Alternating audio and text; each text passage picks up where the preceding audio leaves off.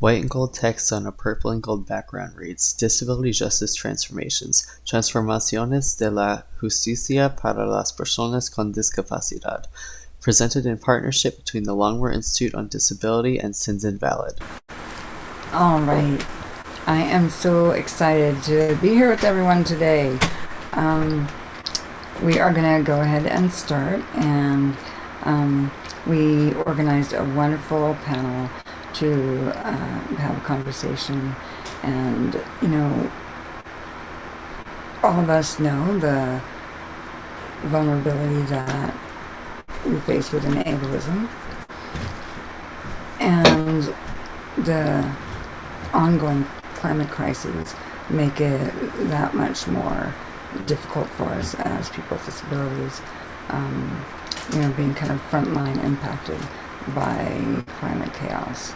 So that's been very, very present on my mind, and I think on all of our panelists' minds. So I want to invite our panelists to turn their videos on so that I can introduce you all. And I'm so humbled by this panel because, you know,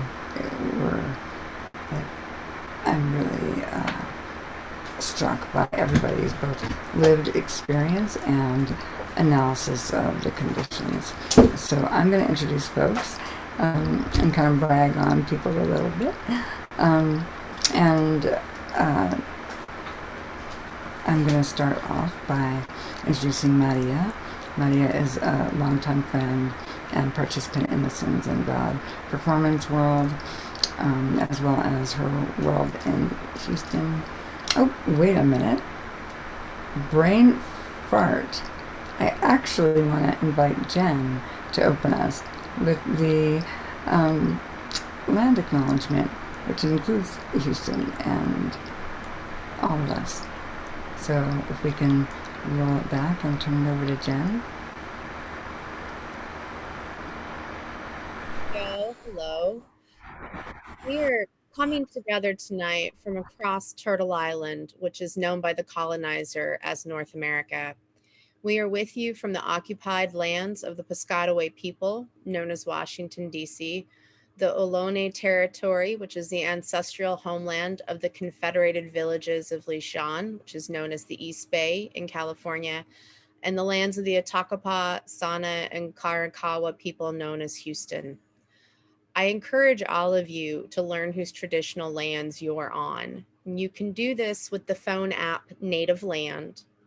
Regardless of whether or not the colonizer recognizes these lands as indigenous is irrelevant, as all of these lands are indigenous and have been the homes to over 1,000 tribal nations since time immemorial. These acknowledgements, though, are only the first step in the process of decolonization and solidarity with indigenous people. Jen, can I ask you to please slow your pace a little bit more? Thank you. Oh, sorry. These acknowledgements, though, are only the first step in the process of decolonization and solidarity with indigenous people. Tonight's conversation will include information on how to create and build lasting relationships with indigenous people, including those of us who are deaf, disabled, ill, or mad, and how to build relationships that are rooted in solidarity and justice. Wado, thank you. Thank you, Jen, so much. I'm pausing to think of the land before colonization, without all the concrete, and the sky full of birds, and the fields, and the waters. And I invite folks to drop in the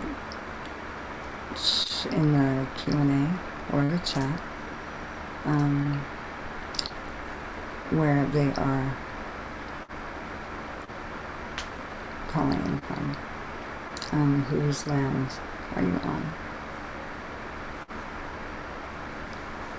So I really appreciate the grounding as well. I have a lot of access needs, and so people have been supporting me and getting me to this moment. And you've seen some of that in the background. And also, if folks have access needs, please, articulate them, as I think folks have been doing in the chat. And hopefully we'll get them all resolved together. Gotta love crypt life, So, I want to also acknowledge that my fan is on my computer, so I may be a bit staticky. My apologies for that. It'll cool down eventually. And I also want to give folks a visual description of myself. I am a brown-skinned person, Haitian Japanese diasporic. I'm wearing a purple blouse and a necklace of jade made by my goddaughter when she's Mayan, and she was in Guatemala and found some ethically sourced beads, and she made it. I'm really happy wearing them. And I have 2 buttons on my head and a white background. And I want to invite, when we are going and introducing ourselves and speaking, that we all say our names and that we all give a visual description on the front end. Alright, so I want to get to the panel because they're badass. We're badass. And so I'm going to start again with Maria, who is a longtime disability activist and a fabulous poet, a writer and artist, and her creative expression has earned her the title of the Goddess on Wheels in Houston, Texas. Through the power of her words, she captures the love and the pain and all of her power as a Latina immigrant disabled woman, and echoes survival and power in her words. And people will know that if they have seen any of her work. And if you want to see that work, you can check out sinsinvalid.org, and there'll be lots of clicking of links and to see Maria. She believes that art itself can narrate the story of our collective struggle. People want to find her. You can look her up directly at cryptstory.wordpress.com. And our next panelist is Mordecai Cohen Ettinger, who is goes by he and him and their and his pronouns.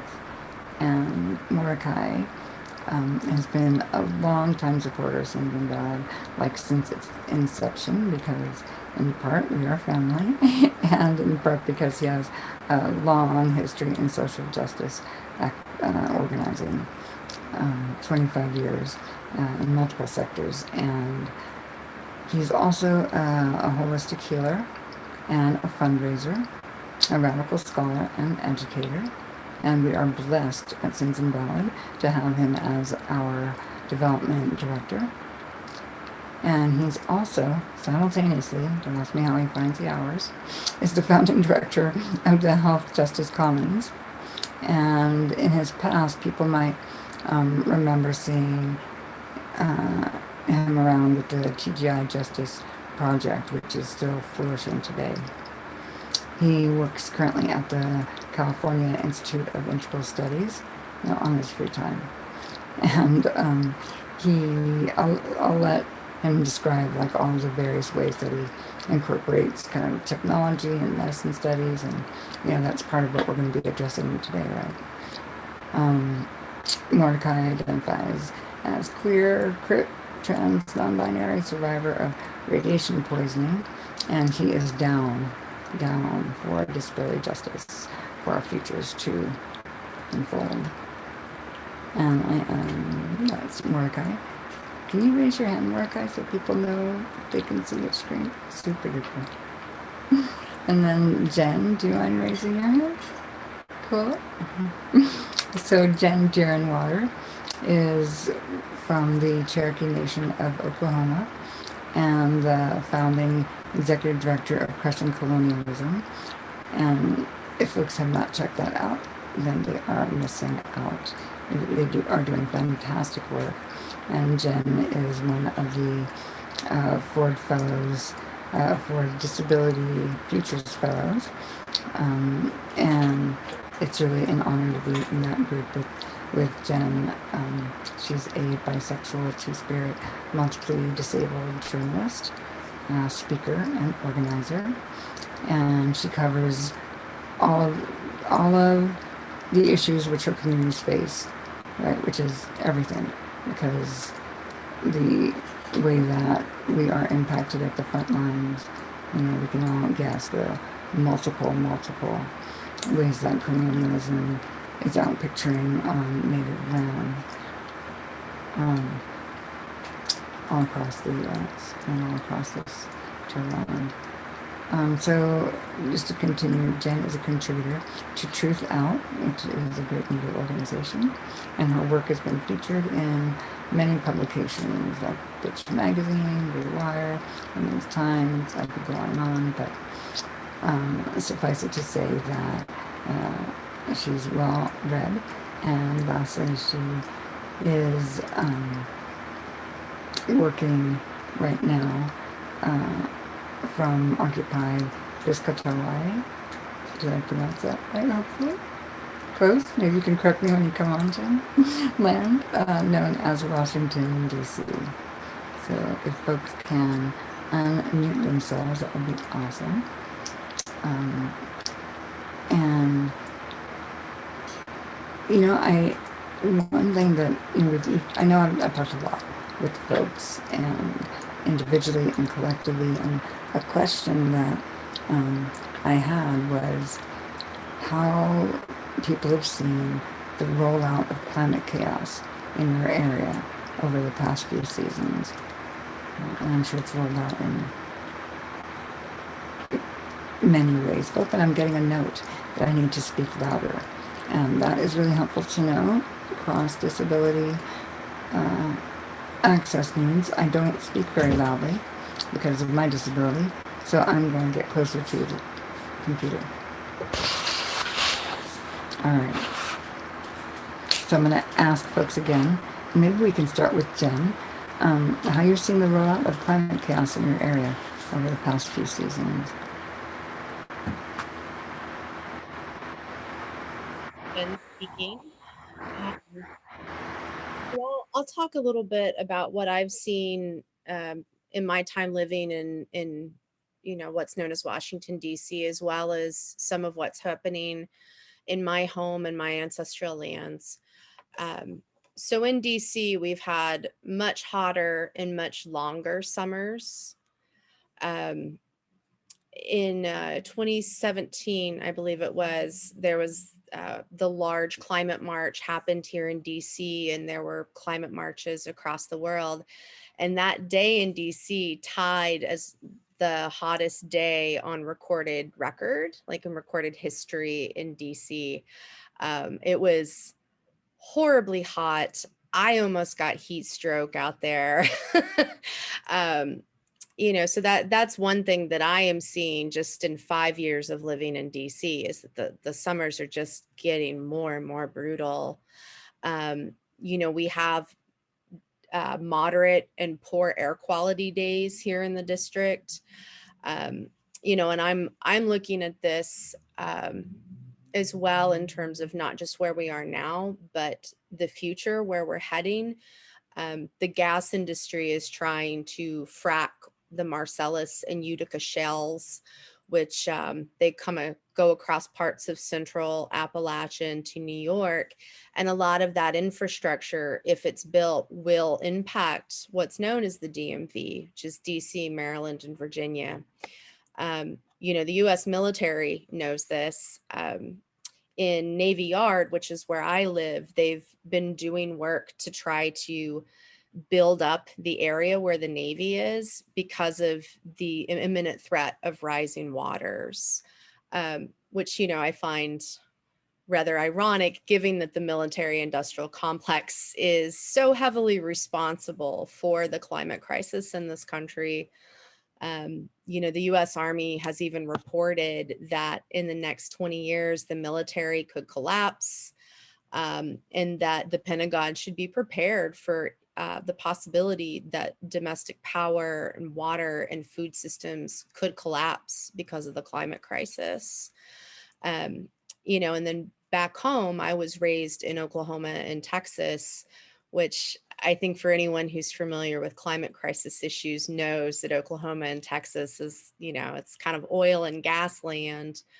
You know, we have over 3,200 active waste disposal wells in Oklahoma, some of which are due to fracking. And as a result of this, we now have a lot of earthquakes in Oklahoma. You know, I grew up with tornadoes and hailstorms and things like that. I didn't grow up with earthquakes. Like that's not normal. You know, on my reservation, for the Cherokee Nation of Oklahoma, we now have issues of our water being polluted by large-scale chicken farms. You know, and I look as well at where our ancestral lands are, because we're actually a southeastern tribe. You know, we ended up in what's now known as Oklahoma, then Indian Territory, because of the Trail of Tears and the Indian removal. But a lot of my ancestral lands are horribly polluted because of a history of resource extraction, timber, coal, gas, oil, large-scale agriculture. You know, there's just, I'm watching this and it's terrifying. It's terrifying to see, you know, where we are now and the direction we're going just within my lifetime, let alone, you know, the generations to come. So sobering, and at the same time, I just think of the resilience that we've all shown, even to, you know, be here now under this, you know, under this weight, you know, under all the historic conditions and current conditions. Mordecai, do you want to share what's been happening over here in our area and in California overall? Sure, thank you. Hi, everyone. This is Mordecai Cohen Ettinger. I am a person with light skin, white skin, ample nose and forehead, and like ear length hair that's wavy and is gray and brown. I'm really grateful to be here with everyone. You know, in terms of the rollout of climate chaos where I reside now, which is Ohlone Territory, otherwise known as Hoichin, or the Oakland part of the Bay Area. Since 2017, there's been a huge growth in ravaging wildfires, and they've been worsening in severity every year. I've talked about September 9th of last year, 2020, as the day the Anthropocene swallowed the sun. And for those of you that aren't from Ohlone Territory or the Bay Area, you've probably seen photos of that day where the sky was just this eerie orange all day because there was so much smoke in the atmosphere that the sun was literally blotted out.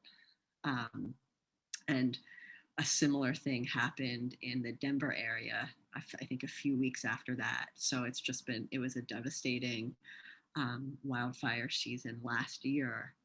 And I've been in the Bay Area since 97 at this point. And I didn't even really know what wildfires were for the first decade and a half of living here. You know, I heard that they happened in the LA area, Southern California, but as the years have moved forward and climate crisis has really worsened in this part of the world, it's become a more prominent fixture of our lives. Wildfire season used to be September or October, but this year there's already been fires, and there's been smoldering in California's Sequoia National Park from last year's Castle Fire that's still burning.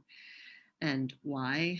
It's because this year, 97.5% of California is in some stage of drought versus only 41.5% last year. And this is prompting predictions that this will be the worst wildfire season the state has ever seen. And that is deeply unsettling, considering last year's Oakland's air quality during wildfire season was in the purple range for at least 10 days in a row. And that overlapped with a heat wave in the triple digits. It was so intense. You know, we've been taught by quote unquote toxicologists that the solution to pollution is dilution. But actually in our lived bodies, and also physics is telling us that's not true with wildfire smoke. New studies have shown by climate scientists and physicists teamed up together since 2016 that wildfire smoke actually becomes more toxic as it travels in our atmosphere and oxidizes and picks up other pollutants. In Oakland, the air quality has worsened year round, especially in the last 3 to 5 years. And more days are unhealthy for sensitive people, just as Jen was talking about in the DC area. My neighborhood in East Oakland, which is majority Black, Latinx, working class white, and multinational immigrant communities, has some of the highest asthma rates in the country, some of the highest lead rates in the country, and is also a COVID hotspot. The life expectancy in our neighborhoods are 10 years lower than the more white areas of Oakland. And the last thing I'll talk about is the role of corporate polluters, specifically in this area, although it's like prominent across the state of California. There's so much fossil fuel pollution in the southern part of the state. Climate chaos can really be directly tied to corporate polluters. I live in a neighborhood that the Bay Area Air Quality Management District recently released a report on, validating the long complaints and lived experiences of people living here, as well as environmental justice groups like Communities for a Better Environment, that the AB&I foundry nearby is emitting toxic metals and VOCs. And it's creating elevated cancer risk to community members and workers.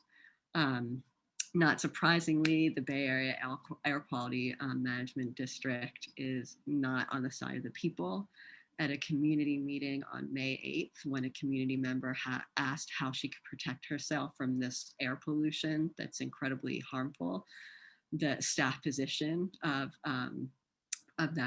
the management district, whose name is Judith Coutinho, told the community member that she should get a quote unquote air cleaner, leave the area when AB&I is operating, which is all the time during the week, and get more sleep, eat better, and take better care of herself. So it's like that is just a level of, excuse my language, I think that you've probably heard it before. That's just a fuckery that's outrageous. And it really, I think, reflects how deeply the ableism is ingrained in climate injustice and climate chaos and the layers of complicity. I just want to thank Dr. Rupa Maria, who's the co-founder of Do No Harm, for attending that meeting. She's also a friend and neighbor and comrade, and sharing this info with friends, comrades, and neighbors. There's going to be more organizing as well. So folks who are interested in learning more can contact Communities for a Better Environment. You know, thank you to our interpreters. I have to say, it's infuriating, you know, I mean, just from what both of you said, it's so obvious that this is about, you know, capitalist overproduction and stripping of the land, and there's no way to not see this like crystal clear relationship to me between the, you know, just people being used, land and resources being used, just, you know, this extraction economy, you know, basically killing us in the process of becoming ever more rich. And, you know, it does make me wonder, like, what plan do you have? Like, how do you expect to survive this? Because, in fact, like, even, you know, the top, you know, 1% of the globe, you know, the top 0.1% of the globe still are inhabiting human bodies that are reliant upon whales and, you know, ocean systems and air systems and, you know, every, you know, sweet plant to live. It's just, it amazes me. And so I have to say, this is, I try to stay very solution focused and movement focused and love focused, quite honestly. But still, sometimes, as Mordecai said, the fuckery just needs to be, like, vented out. So, I want to ask Maria, who I know is as passionate as, like, passion can get, about everything, but in her anger and in her, you know, in her resistance. And Maria, what do you think? What's been going on in Texas, girl? Tell us. My goodness. Well, first of all, thank you so much for this. Thank you for having this conversation and creating this space where we can come together and talk about these things. Again, my name is Maria Palacios. I am a light brown-skinned person, Latina with long, sexy black hair. I'm wearing a yellow mustard top, and my background is just bed frame, beige, boring, plain.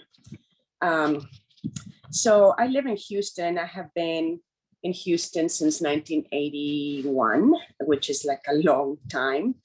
And it's no secret that Houston, Texas, you know, Texas, but, you know, I live here in Houston, which I tend to call hurricane country, because we tend to like really see the anger of Mother Nature in that regard. You know, this is like, we have hurricane season, like, I think 10 months out of the year, you know, so we live in that reality that we could like be struck by a hurricane or just really angry weather at any time.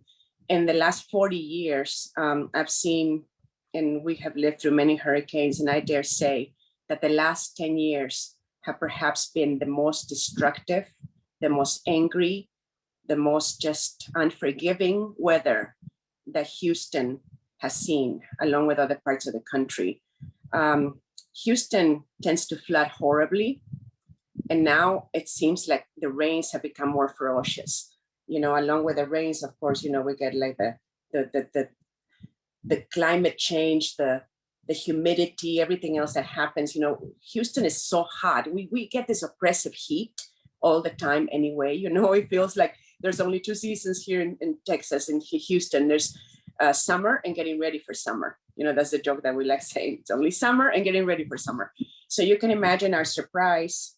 And I say it that way, even though, you know, we were told, like we always get told to be prepared by the non-disabled world, who think that we can just drop everything and just be prepared with the minimum resources that we have. Imagine the surprise that many of us were found, including myself, when back in February, the weather went from being like literally in the 80s, like the same week, to like freezing like beyond anything that I think anyone who's lived in Houston, Texas, I mean, just in Texas, the whole state of Texas, we we went through this ice storm for which none of us were prepared. People up north may think, oh, well, we live with that, we encounter weather way worse than what you did, but you're prepared for it in some way or another because you live like we live with the heat, So it was horrible. It was waking up in the middle of the night, not just for me, but for thousands of people. And my heart goes out to the disabled people, who were less privileged than I was because I had resources. I was able to call at 2:00 in the morning and have my friends from the city come and turn off my water. I had Sins behind me, hugging me from afar. I had support. Imagine the people who don't have it. So it's been very brutal in many ways. It was so very difficult. Almost everyone in Texas suffered like tremendous losses. But when we think about the things that we go through as disabled people, it's a whole different ball game. It's a whole different scenario. Privilege becomes very real. I've lived through many disasters, including Hike and Harvey and many floodings. My house has flooded multiple times. This past ice storm, part of my house was down to studs. We had water coming into the house and we spent all night long just literally bailing water out, to the point where I called the fire department and they pretty much told me there was nothing they could do because, oh, well, this is not a fire emergency, even though I told them, dude, the water's coming down from a place on my ceiling where it was right next to the electrical stuff, So we were like so afraid of any fire igniting at that moment, So imagine all the fear that the uncertainty, and it's just been very wild. To me, the change over the 10 years, and some of my work with Sins, I mentioned Mother Nature's anger. I mentioned how,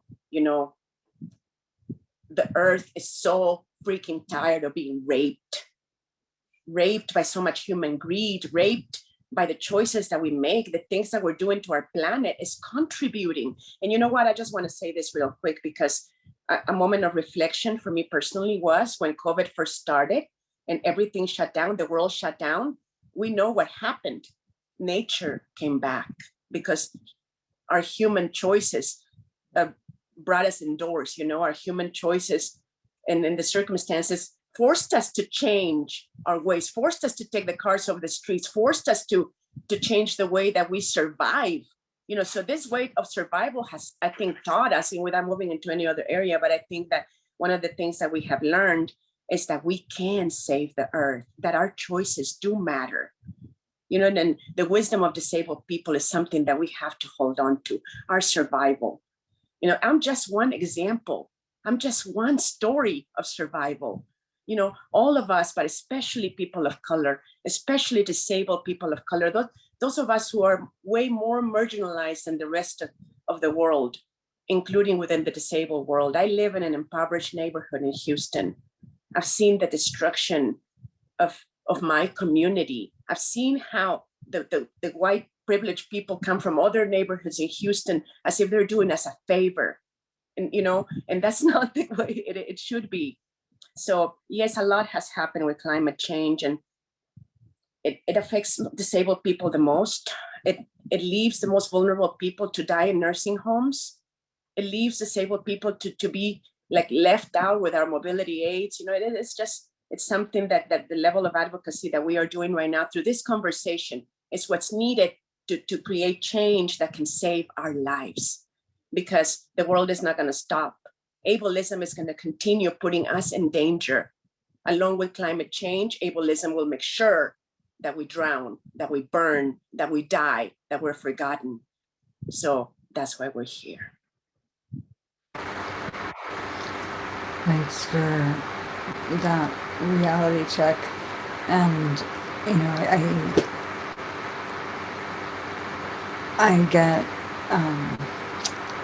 I get the despondence that people have because of, the isolation of ableism, and because, we get told so many ways, like through the media and through even our families, through the broader culture, that our lives are disposable, and what I believe now, after some, I mean, obviously, maybe it's not obvious, but I love myself, and by extension, Crips. Like, I think there's no way to not love, like, us, because we're awesome and powerful as a community. And I think that, you know, what I've seen now is the mutual aid and the attempts for us to really commit to each other as people with disabilities, you know, on whatever, you know, whatever network we're in, kind of reaching out and really making it clear that we will not leave each other out to get disposed of, you know. And for folks that haven't experienced that, like, love of community in their lives, like, I really encourage folks to try in whatever ways that you can to get involved with disability networks, disability justice work, you know, online, in the collectives that might be in your region.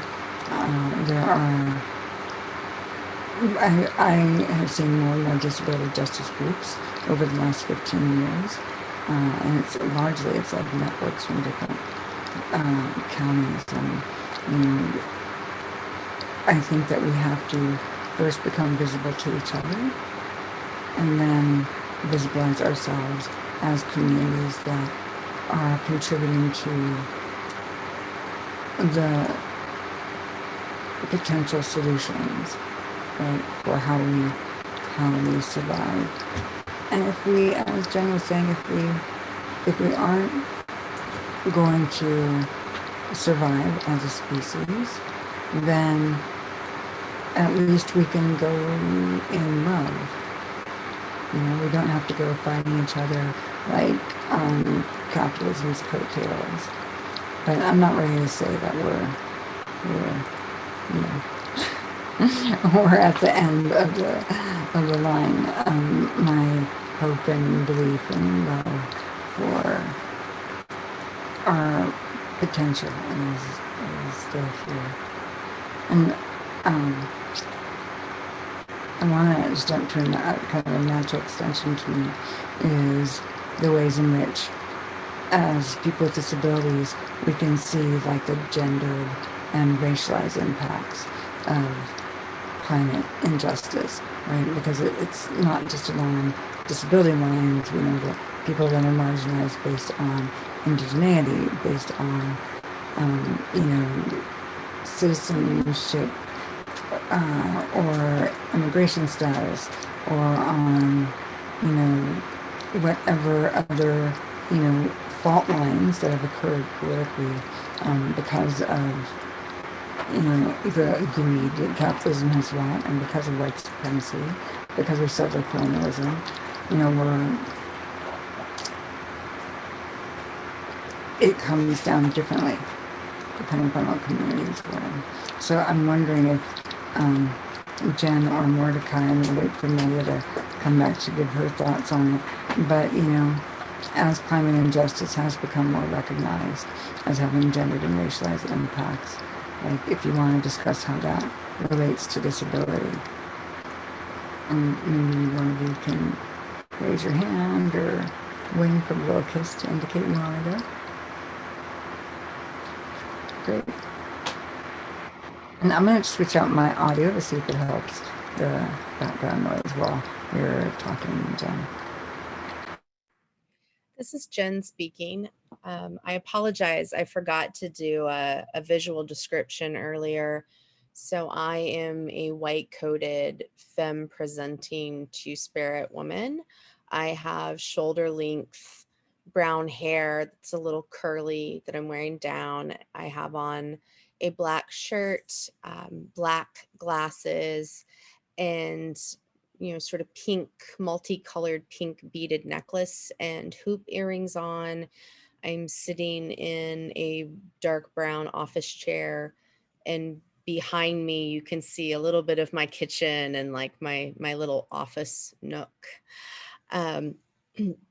So yeah, climate injustice and disability and race and gender. I just don't see how the intersections of all of these communities and oppressions could be ignored. 15% of the world's population, at least based on existing data, has a disability. 5% of the global population is indigenous. Existing statistical data on, disability within indigenous communities, there isn't much data, I'll just say that. But what does exist suggests that, up to 50% of some indigenous communities have a disability of some sort.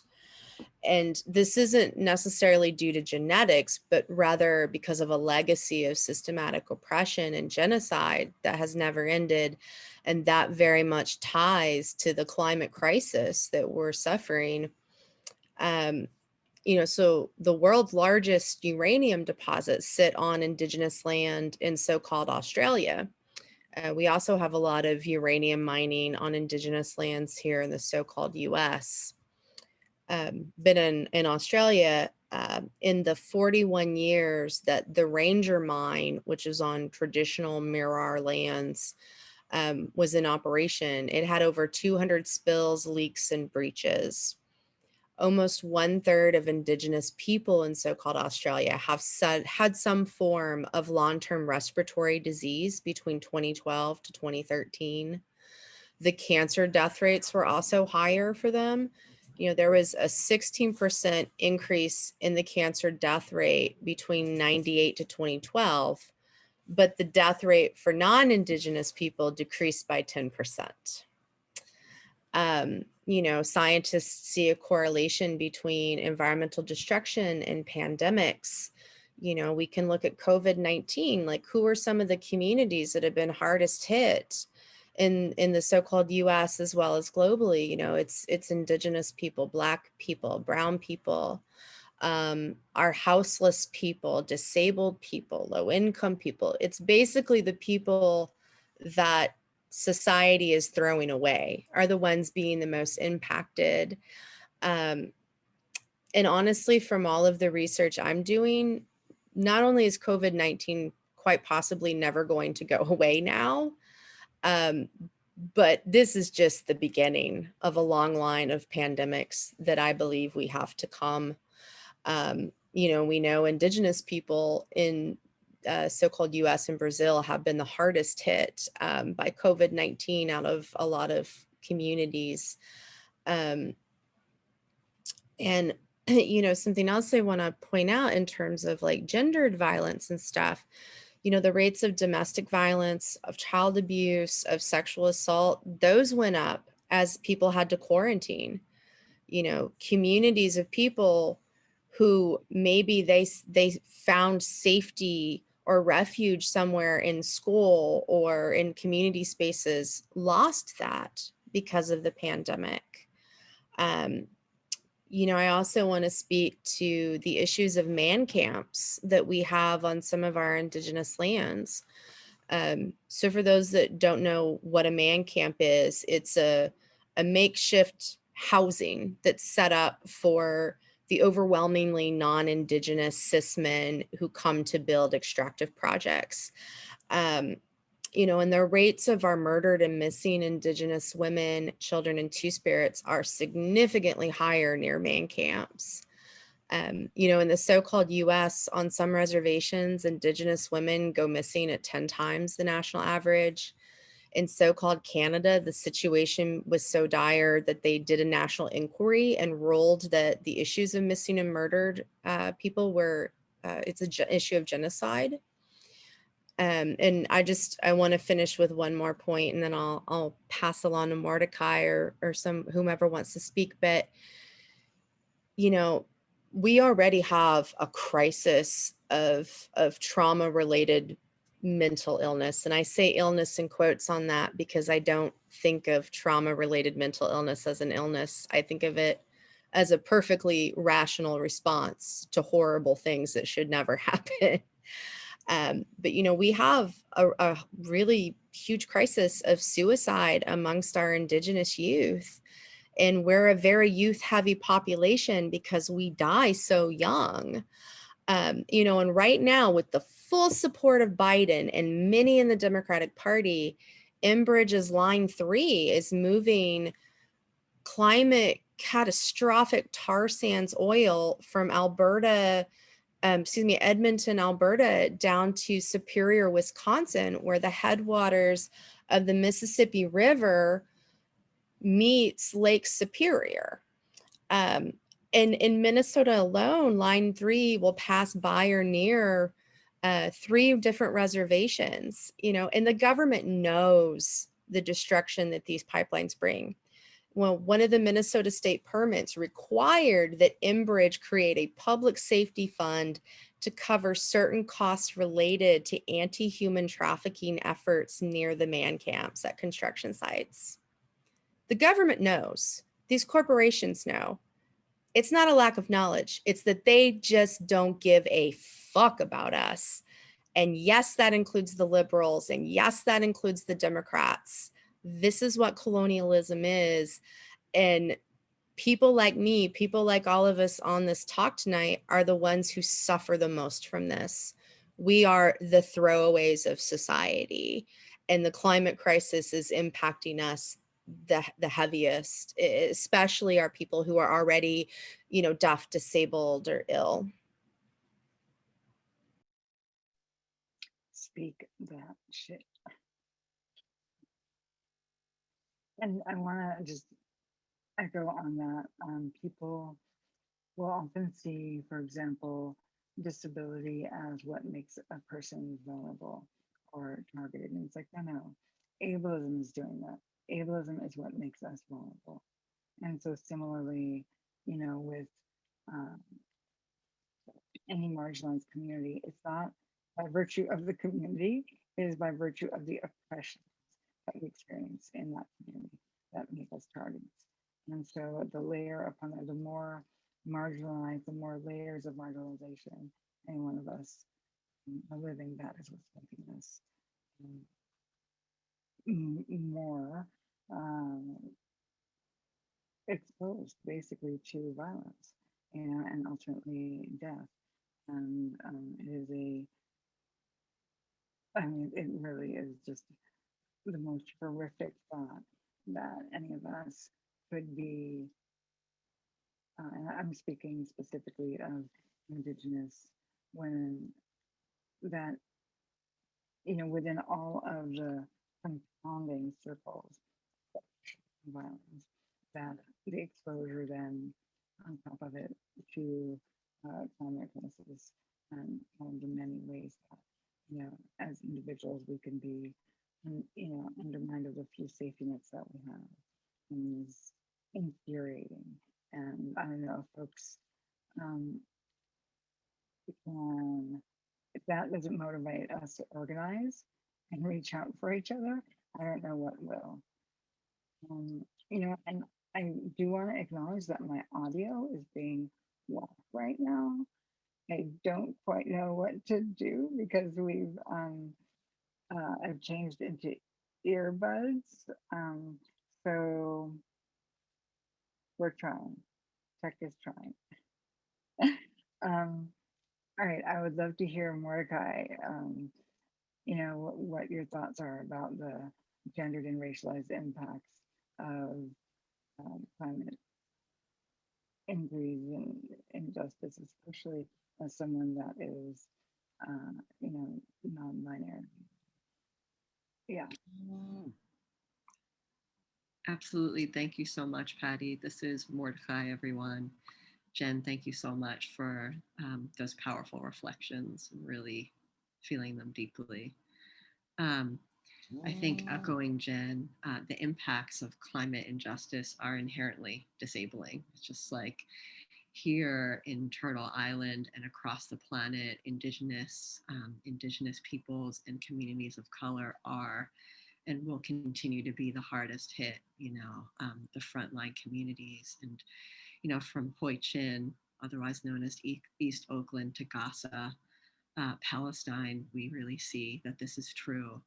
And I just want to talk for a moment about the situation in Gaza, which has been compared to an open air prison. And I think in that context, in the context of really deep solidarity, we see the inextricable connections of settler colonialism, extreme climate injustice and destruction, and ableism. And of course, it's inherently white supremacist and male supremacist as well. So it's the place on the planet with the highest cancer rates and some of the highest COVID rates as well. And the Israeli regime has long tried to conceal the apartheid nature of the state, hiding behind Jewish suffering and attempting to invalidate all the challenges to this colonialist project, and challenges to the genocidal violence and ecological destruction with empty claims of anti-Semitism. Meanwhile, a key part of any settler colonial project, especially Palestine, is and has always been land seizure. And in the context of Palestine, the destruction of ancestral homes and displacement has been huge, but that's also reflected on the land. The destruction of watersheds, ancestral olive groves, some of which, were hundreds of years old. And prior to the ceasefire in Gaza a few days ago, it became even more clear, the way in which the Israeli state has been continuing to attempt to systematically kill and maim healthcare workers along with the general Palestinian community. Just in the last couple of weeks alone, 18 clinics, including the primary COVID testing centers, were bombed, and 2 doctors were murdered by bombs to their homes. So to me, this is a very painful, powerful, and poignant example in the global context of the racialized nature of climate injustice, and the ways in which climate injustice can't be untangled from settler colonialism and capitalism. And I think it's just really kind of echoes everything that Jen just shared. Regarding gendered impacts, I really think about bodily autonomy and how climate justice is deeply violating to our bodies and our communities, because our bodies and our communities are being violated and polluted by literally thousands of toxins every day. In a study just published in early May, 100% of breast milk samples tested positive for PFAS or PFASs, of which there are no safe levels. So there's no safe, these are, also referred to as forever chemicals. And these are chemicals that are proven to be hormone disruptors that can harm the biological regulation of our DNA and its production and repair. And this means that they're mutagenic, that they highly correlate to causing cancer and other diseases, and they're known carcinogens. So we also know that they're cancer causing. It's also recently been documented that average household dust contains very small PFAS particulates. So it's literally all around us. And that's just one type of the literally potentially hundreds of thousands of chemicals that have been released in our environments by corporate polluters as part of the settler colonialist project and capitalism. Yet there are no regulations to officially deter PFAS. And the Trump regime halted efforts of EPA control, although, hopefully the Biden administration will start to roll back some of those efforts. But I think for me, this is just one example of like these types of hormone disrupting carcinogens that are disrupting our bodies and our ecosystems, due to these corporate polluters. But yet, if a trans person or a non-binary person wants hormonal alignment therapy, or a person with a uterus wants to access reproductive care, we have to fight tooth and nail to be able to secure what's essentially healthcare.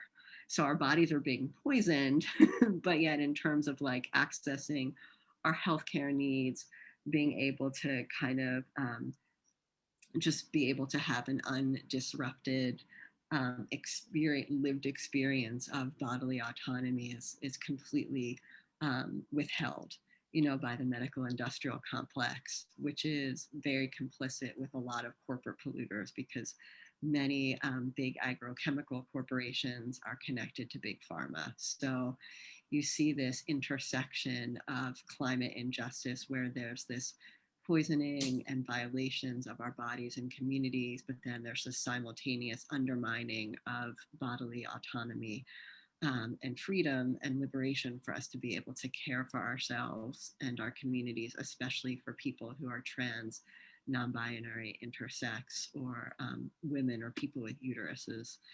So, this undermining of gender justice, bodily autonomy, and ecosystemic integrity are all also interconnected in the context of climate injustice and climate chaos. It's really what's been alive for me recently, as we hear more and more reports of the toxins pervading the world right now. We've surpassed a toxic tipping point, and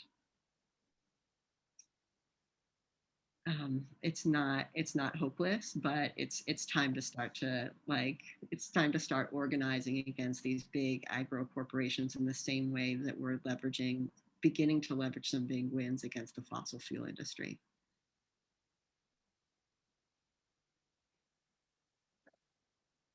This is also very sobering, and I am wondering what disability communities can offer the climate justice movement, because clearly we need to be making alliances with climate justice movement as organizations, as individuals, bringing forth a disability justice analysis to a movement which has needed to develop its politics on disability quite bluntly.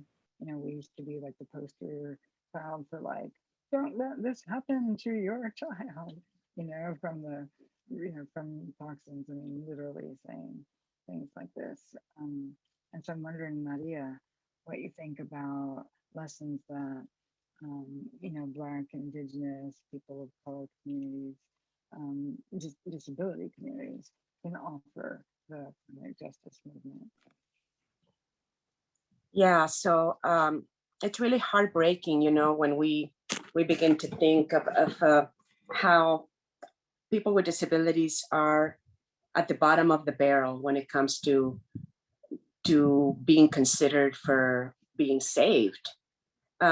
When we talk about climate injustice, all of a sudden it's like everyone on the news, everybody in different communities seem to be concerned with climate injustice, but most of the time people with disabilities continue being forgotten. Climate injustice affects, of course, everybody, but when it comes to disabled people in the most marginalized scenarios, my heart and my mind immediately go to undocumented Crips. When we talk about what's going on here in the United States and climate injustice, and at the same time, we also have to remember that what's going on right now, it doesn't just apply to the United States, that disabled people all over the world are surviving the same thing. They're fighting wars that we're also fighting, and they're doing it without the tools, without the support, without the resources that we have here in the US. So when I think about that, when I think about climate injustice, number one, I recognize my personal privilege, because even though I'm disabled and I'm Latina, and, I have to recognize the fact that other Crips around the world, other disabled people in other parts of the world don't have the same access that we have. Just, this past few days, I've had the opportunity to talk to a lot of Spanish-speaking people whose stories just are, I guess they just help you realize, how messed up things are, really. And then, going back to climate injustice and the way that undocumented disabled people here in Houston, here in Texas, the stories that I know personally, just in my own circle, as an example, back in a few years back when we had Hurricane Harvey and Houston really flooded so badly. Many of the undocumented Crips were just hunkering down together, trying to survive to the best of their ability. And there was this particular dude who had stayed. He really didn't have a place to live, so he had found a place to stay in this little area inside a car dealership, and then he was living there. And the little area where he lived actually flooded so badly that all of his clothes were soaked. I mean, he had nothing to wear, and he was all alone. And it was like many disabled people, when the weather is like angry and hurricanes and floodings are happening, your attendants cannot make it there, or the people who help you cannot make it there, or you cannot go out yourself to do laundry. Anyway, long story short, this person ended up having to wear the same clothes that had been saturated by all that sewer water, because he had to change clothes eventually, and he didn't have a way of doing laundry or of taking care of his immediate needs. And he wore those clothes that had been saturated with all that sewer water, and he had an open wound that ended up being infected. He was already in a chair, and he ended up losing a leg, and then the most insult to injury, when he went to the charity hospital to have his leg amputated, he was told, oh, well, it's not like you could use it anyway. So ableism is brutal. But when the context of climate change, the stories of survival, the stories that we see, I can't help but just come to tears, because I know firsthand how hard it is, how difficult it is to feel so alone. And then the non-disabled world just wants to take for themselves. Don't think for a second that because the media is talking about climate change and that because the government is so-called putting programs together, that they're thinking about us. Don't make that mistake. We are there for each other. If we don't save each other, the world is not going to come save us. When we talk about climate change, we're talking about disabled people abandoning their wheelchairs because they have no choice. We're talking about disabled people being displaced and thrown into nursing homes and being left to die. We're talking about all that. And then when we're talking about all that, and then we remember that there are disabled people who don't have the freaking option of going to ask for help because the door is going to be slammed on their face. Nope, you're undocumented. You're worthless. And that's the message that we're getting. I like to also think when we talk about climate injustice, that one of the things that we do is that we make emergency preparedness the thing to do. We make emergency preparedness the focus, because that gives the non-disabled world the opportunity to say that they have done something, when in reality, all they've done is talk. You know how many meetings here in my own community we have gone to where the people who are in charge of, FEMA or whatever, the people who have the power to tell us, how are you prepared? And they have the audacity to ask us if we have food, if we have equipment, if we are able to get away. That they think they're giving us a number to call and say, okay, well, I always like to say that when somebody's drowning, you don't want a fucking phone number. Now, what am I going to do with a phone number? When I'm drowning, I want somebody to jump in and save me. I want a lifesaver. I want a rope. I want to be pulled out of the water. But most disabled people, we're surviving we just have enough just to keep our head above water. And when disasters hit, we don't have the chance to really do what other people do, because we've been just all this time with our head just above water, and that's it. We only have maybe enough arms and enough power to hold on to the people we love, our children, our families, whatever little resources we have left. When we talk about emergency preparedness and we talk about disaster preparedness, I was talking to my friends from Living Hope, who are a group of undocumented immigrants who perform miracles despite anything here in Houston. And I just love that they said that they're moving and they're working on moving from emergency preparedness to actually disaster justice, because that's what we need. We need disaster justice. We need to be sure that the people who've been affected by the disasters have access to the resources, have access to be safe, have access to having our homes repaired or our wheelchairs replaced, or or to not live in fear of the ableism that we're going to lose everything and end up dying in a nursing home. So yeah, it affects disabled people, I think, worse than anybody else, because ableism is so brutal. When we talk about the realization that all of a sudden there is awareness about climate injustice, and it's just that all of a sudden our stories are beginning to surface thanks to technology, perhaps, social media. We have more of an opportunity to share our survival stories, and that's how the world is becoming more aware. But don't make the mistake of thinking that the non-disabled people are there for us, because they're not. We have to be there for each other, and that's just the truth. Power. I'm hearing power. That's what is keeping our fuel and our communities going. All the things that we have survived. Surviving colonialism, surviving ableism, white supremacy.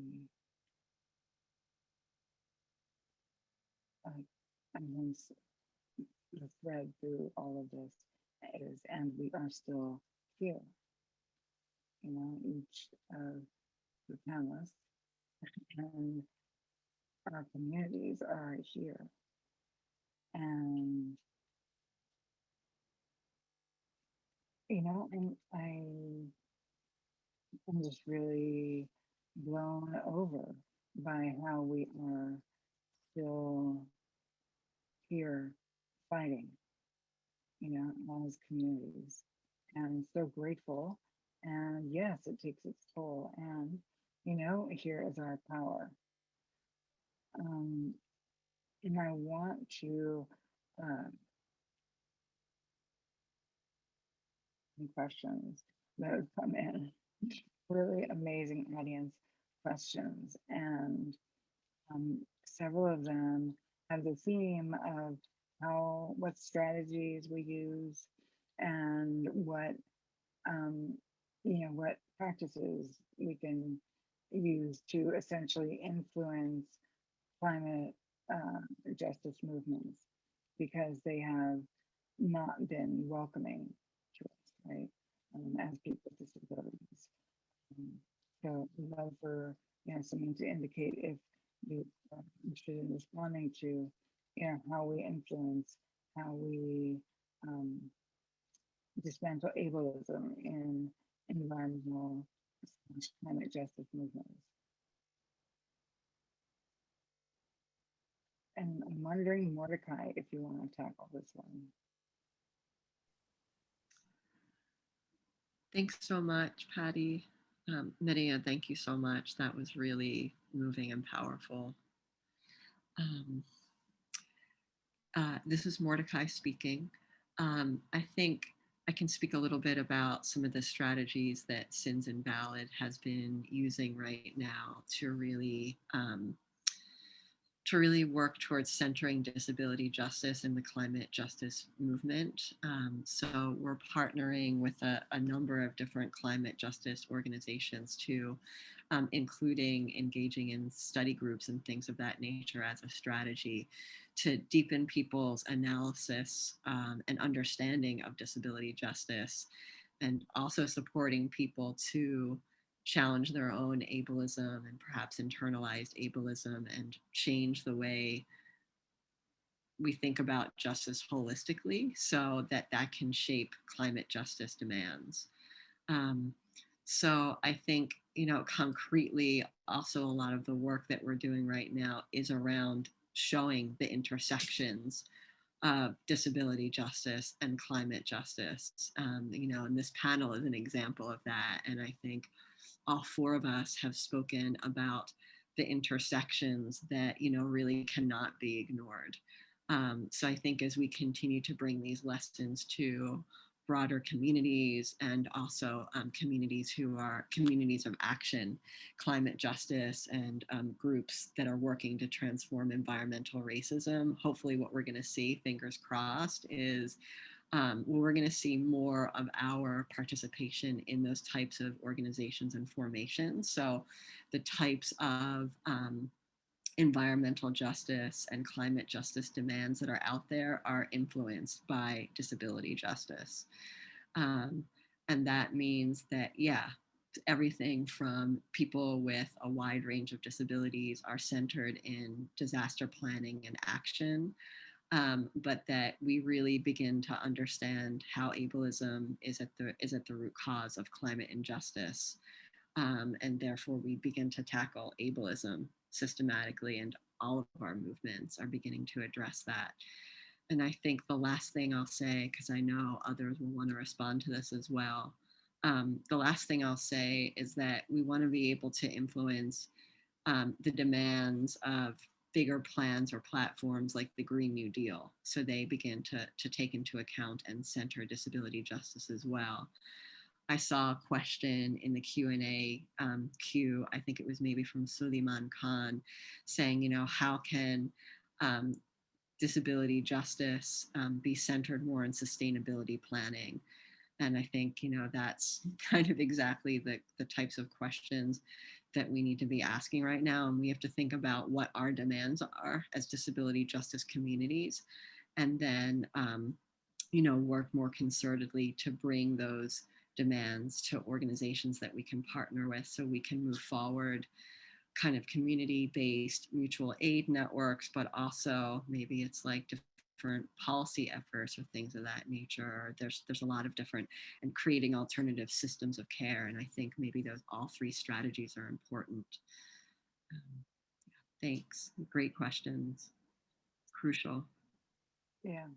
And to that point around policy shift, I mean, there have been several questions about, you know, how people feel about the Biden administration and what environmental policies, you know, we can influence with the disability justice lens, with an awareness of disability communities.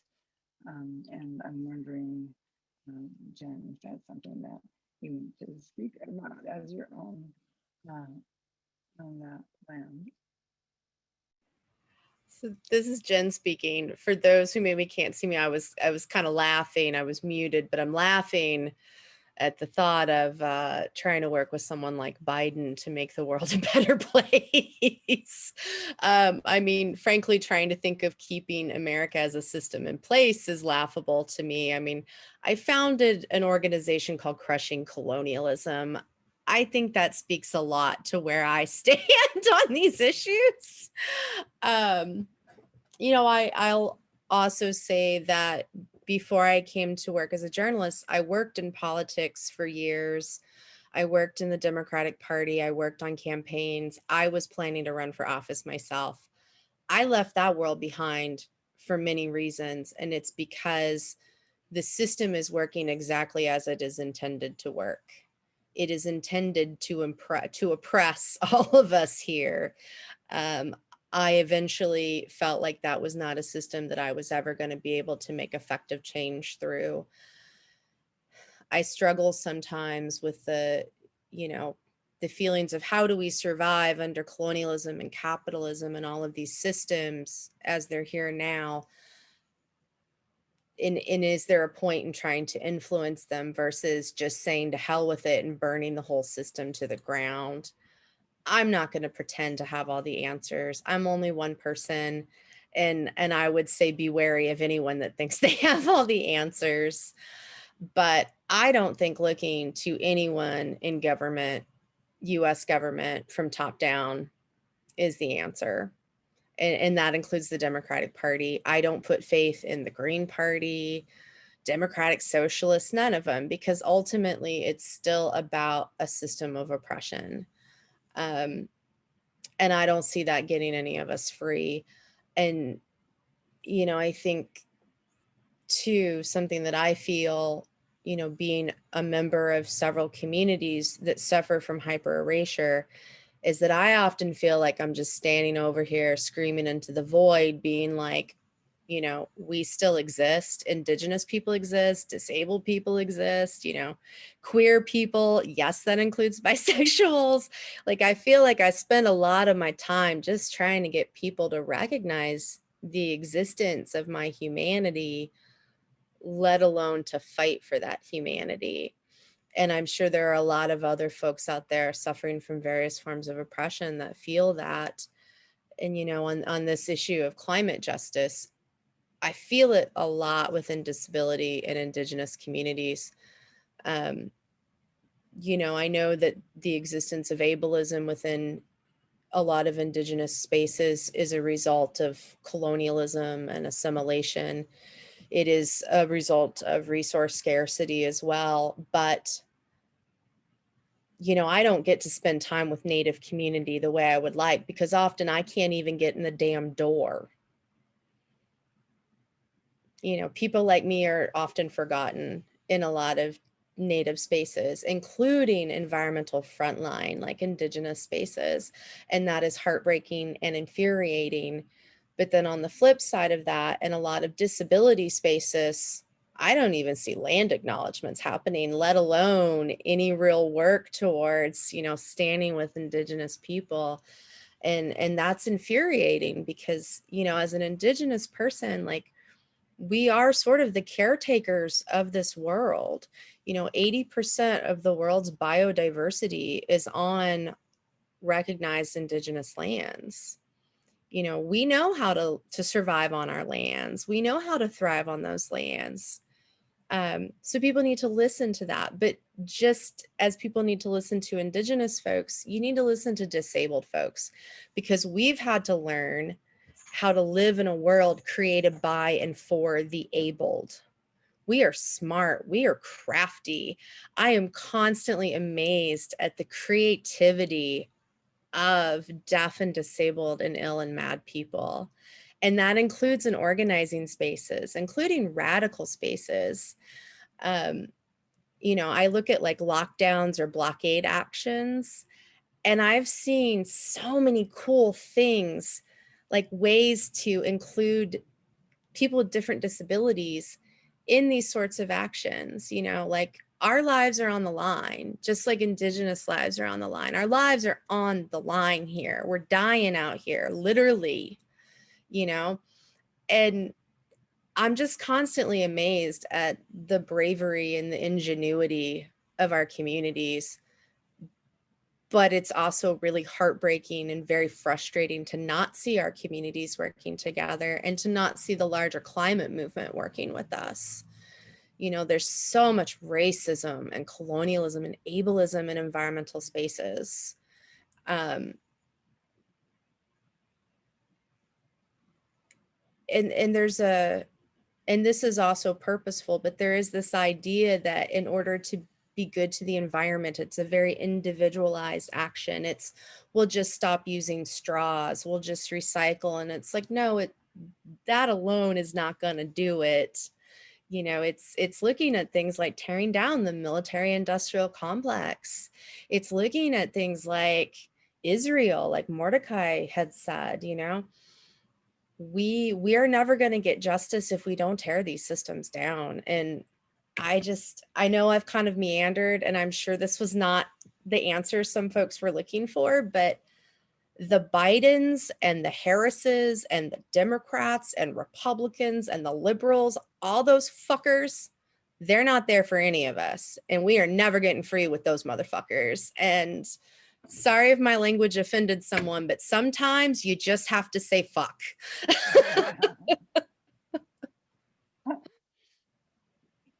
So it's pretty awesome that we have 4 people here that are all about movement building, as opposed to, you know, engaging with, you know, structures, as you said, and it's so true, that were founded in genocide, that was founded in slavery, that, you know, just as readily kill us as save us, actually more readily. They can make money, I'm sure. And you know what kind of again lights my enthusiasm is just like how fucking tough, like all of us are, like in the moment and historically, and that we are, again, that we are still here, and that in many ways is what movement organizing is about. It's about being insistent, right? And just daily, it's not glorious and it's not fast paced, and it's just the daily attempts to visibilize, what our communities are experiencing. We can do this, you know, even more effectively when we're in organizations.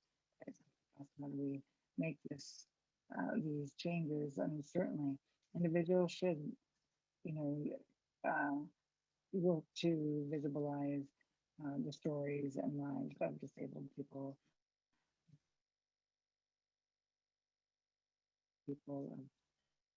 and all of our communities, right? And that effort is amplified when you do it with organizations, who can then work with other organizations. And, you know, I do think there's a huge power, like this amplifying power is really kind of like alchemy. Like organizing is like alchemy, it's like putting together the necessary ingredients for us to then actually be synergetic and like feed each other. Right? If I've ever been to a party where like, there's like a group over here talking, there's another group over there talking, but it hasn't like, gotten lit yet, right? But then at a certain point, like everybody's buzzing and you can tell like, oh, now we're actually at a party, right? Like there's a synergy that ends up happening. It could be enough people eating, it could be enough people like grooving to the same music, it could be a lot of different things, but whatever it is, you can tell when you're kind of unified and like buzzing together, right? And I mean that's what movement building is about. It's about getting, the organizing is about getting everyone on the page until there's like momentum, and is it easy? No. Is it predictable? No. But we hang in there and do it. It takes. I mean, I'm seeing how many decades we probably have amongst the four of us here on this panel. Like easily, easily like, I mean, 75 years. Easily. And this is what it takes. This is what it takes. And so, for, I am so excited to get to know Jen and like touching colonialism, and I really look forward to more confronting of the fuckery. And you know, Mordecai and Maria, we've been working together for a long time. To promote it because I feel like the relationships that we build, like, again, like Maria has said over and over, like, we turn to each other, we turn to each other. Like this is what's going to keep us. And I hope that everyone, that's been bearing witness to this conversation has other good clips in their lives. And if you don't reach out, reach out and get on Facebook if you can. Talk to the Crips in your community. It's okay. It's okay for someone to be like, hey, I've seen you around. How you doing? You can say that to any of us. Not that we'll answer super fast, because unfortunately, there is a lack of disability organizing that, centralizes multiple marginalized people. I wish we had time for many more questions. To me, it just says that we need to do this again, hopefully soon. And one way that this conversation is continuing is in June. We are going to be partnering. Sins Invalid is going to be partnering with the Longmore Institute again, and we will be having an encore performance. We Live Like Barnacles, Crip Lives in Climate Chaos. And, you know, if you would be interested in being on the panel, we can talk about it, Jen, because all the conversations are in there.